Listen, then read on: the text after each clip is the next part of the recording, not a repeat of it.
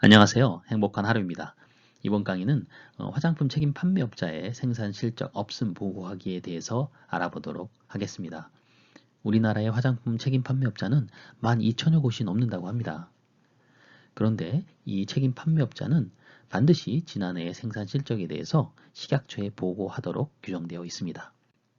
설령 생산 실적이 없다 하더라도 반드시 그 생산 실적 없음으로 보고를 해야 하는데요.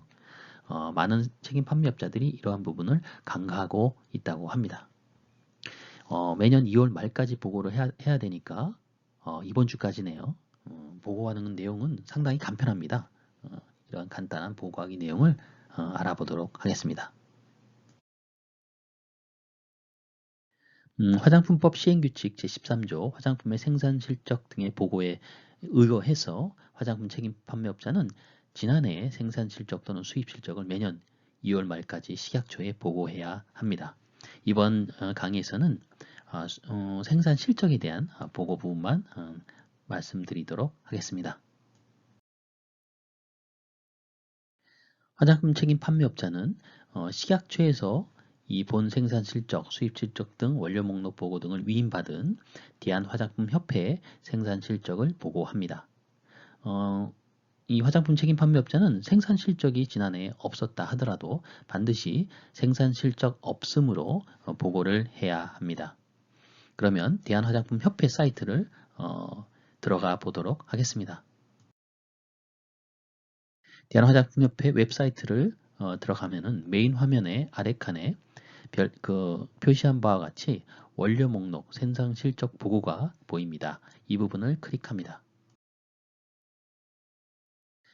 클릭한 화면은 다음과 같이 나타나는데요. 좌측에 원료 목록 보고와 우측에 생산 실적 보고 있습니다. 우측의 생산 실적 보고에 생산 실적 보고 작성 부분을 클릭합니다. 팝업 창으로 다음과 같은 화면이 떠오릅니다. 그러면은 그 전년도 생산 실적이 없는 경우에는 원료 목록 보고를 하실 필요가 없습니다. 그렇기 때문에 그 생산 실적 보고 하러 가기를 클릭을 합니다.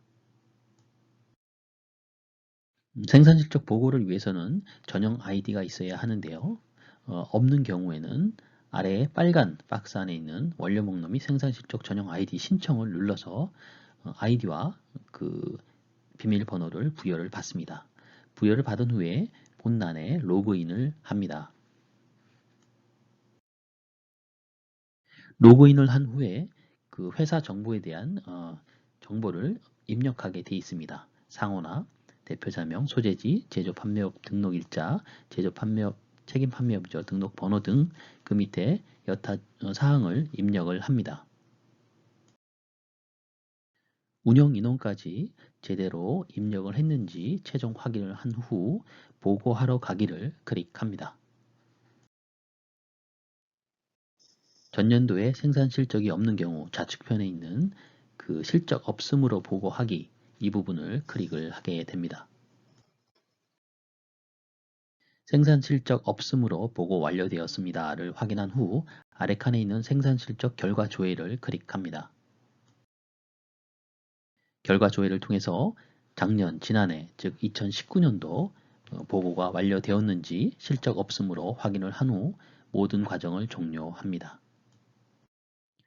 화장품 책임 판매업자의 생산 실적 없음 보고하기 지금까지 간략하게 알아보았습니다. 도움이 되셨다면 구독, 좋아요 부탁드려요. 행복한 하루였습니다. 감사합니다.